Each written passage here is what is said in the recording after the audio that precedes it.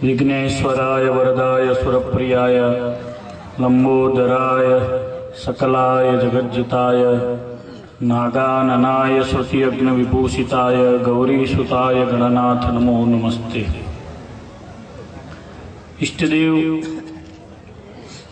स्वामीनारायण भगवान विरसद मंदिर में विराजमान श्री लक्ष्मीनारायण देव, श्री घनश्याम महाराज, एमनी कृपा थी परम भगवदीय विरसद गामना सरपंच अश्विनभाई ने दीकरी कृष्णाना शुभ लग्न प्रसंगे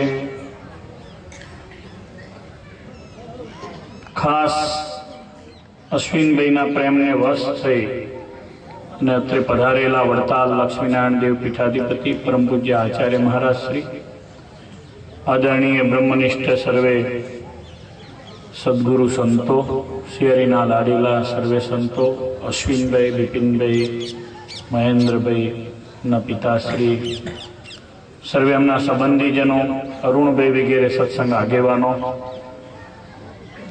શ્રીજી મહારાજના લાડીલા ભક્તો, भगवान की जेना ऊपर कृपा थाय एने त्या आवा शुभ प्रसंगों आयोजन थाय अने एमां आचार्य महाराज पधारे। प्रसंगो तो बधा बहु छे, मोटा मोटा संप्रदायना श्रेष्ठीओना घरे लग्नो थाय छे, परंतु केटलाक लग्न प्रसंगोए श्रीजी महाराजनी इच्छाथी ज आवो सुमेळ थतो होय छे। महाराज श्रीनी अहींया हाजरी छे। वडताल पोते आज बिराजमान हता। काले गोठव्युं होत सवारमां प्रसंगो तो न थात, काले शिवालियानो प्रसंग छे। परम दिवसे महाराज श्रीने आपणा वडतालनो उत्सव शरू थाय छे, हरिकृष्ण महाराज महोत्सव 3 એટલે एक कार्यक्रम 5 દિવસ छे। आ बधो सुभग समन्वय श्रीजी महाराजनी इच्छाथी थाय छे। અને આ ભગવાન પણ સ્વામિનારાયણ પણ આવું આ રસમ કહેવાય। આ કરતા જાતે પોતે દાદાના પ્રેમને વશ હતા તો એના પ્રેમને વશ થઈને મહારાજે એનું વેલડું જાતે હાંક્યું, જાતે પોતે એની જાન લઈને પરણાવવા માટે ગયા।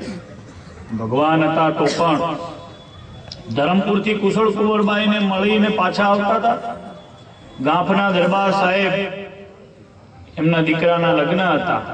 મહારાજને ગઢડે કંકોત્રી પહોંચાડી હતી તો મહારાજને પીપળી ખબર પડી કે ગાંફના દરબાર સાહેબના દીકરાના લગ્ન છે। મહારાજ ગઢડા જવાનું માંડી વાળી ગાંફ પધાર્યા। આવ્યા તો ખરા, પછી અહીંયા આવ્યા પછી આશીર્વાદ તો આપણે આશીર્વાદના રૂપમાં રાજા હતા તો રાજાના રૂપમાં રાજાના કુંવરને શ્રીજી મહારાજે હવે દૂરનો પ્રવાસ હતો છે, કુશળ કુંવરબાઈને મળીને આવ્યા હતા અને લાંબો પ્રવાસ હતો એટલે લગભગ બધાની પાસે ખર્ચી થઈ રહી હતી, પણ ભગવાન હતા એટલે ખર્ચીની કઈ ચિંતા હતી નહીં। જાતે પોતે હતા એટલે નવનિધિ અષ્ટસિદ્ધિ સાથે જ એમના સંકલ્પની સાથે ભરતા હોય। સુરા ભક્તને કીધું કે ભગત ગામમાં કોઈની પાસેથી ઉછીના રૂપિયા મળે લઈ આવો, એટલે એક વાણિયા દીદારનો ધંધો કરતા હતા। 200 રૂપિયા ઉછીના લઈ આવ્યા। મહારાજ કે આપણે એને 200 રૂપિયા ભેટ આપીએ। શ્રીજી મહારાજ છે તોય આ વ્યવહાર હતો, મોટા સંતો હતા એમાં। મહારાજે સોનાનો દોરો સરસ મજાનો વાણિયાને ત્યાંથી ઉધાર લીધો। મહારાજ આવ્યા લગ્નમાં, દરબારગઢની અંદર સરસ મજાની આવી સભા ભરે, કુંવર આવ્યા। કુંવરના ગળામાં શ્રીજી મહારાજે જાતે સોનાનો દોરો પહેરાવ્યો અને 200 રૂપિયા ભેટ આપ્યા। રાજા એમના સ્થાનેથી ઉભા થયા અને મહારાજને કહે છે કે મહારાજ તમારું ન લેવાય, તમને આપવાનું હોય, તમે તો કર્ણાધાર છો। મહારાજ કહે છે કે અમે રાજી થઈને આપીએ છીએ, તમે લો।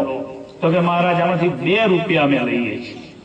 2 રૂપિયા લીધા, સોનાની ઉતરી પહેરાઈ, તેની જગ્યાએ બહુ સરસ મજાનો 32 પુતળીઓનો સોનાનો હાર મહારાજને પહેરાયો। એ વર્ષો સુધી ધોલેરા હતો, વડતાલ પણ હાર હતો। સ્વામિનારાયણ ભગવાનને આ રિવાજ, આ રીત, આ રસમ કરેલી છે, પણ એ ભક્તોના પ્રેમને વશ છે આ બધી વાત. કોઈ માણસ અબજોપતિ હોય, બહુ મોટો માણસ હોય, કલકત્તા રહેતો હોય, ગમે એટલું મોટું કામ કર્યું હોય, પણ હવે નજીક ના હોય તોય નકામો, વડતાલની બાજુમાં ના હોય, બધું હોય, મહારાષ્ટ્રીને ટાઈમ ના હોય તો નકામો, બધું હોય ને આ બધી આ જો કેટલા બધા સંતો આવ્યા છે, પાછા બધા વડતાલના આપણા સંતો છે. એટલે અશ્વિનભાઈ તમે બહુ ભાગ્યશાળી.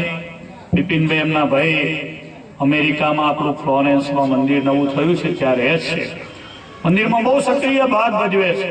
વડતાલનું મંદિર સહેજે સહેજે જો સત્સંગનો રંગ હતો ત્યાં પણ એમને મળી ગયું, અને સંતો પણ ત્યાં હરિચરણ સ્વામી ને અમારા કંચન ભગત ને રહે છે, ત્યાં બહુ હરિપેશ છે, ત્યાં સત્સંગની ખૂબ સેવા કરે છે.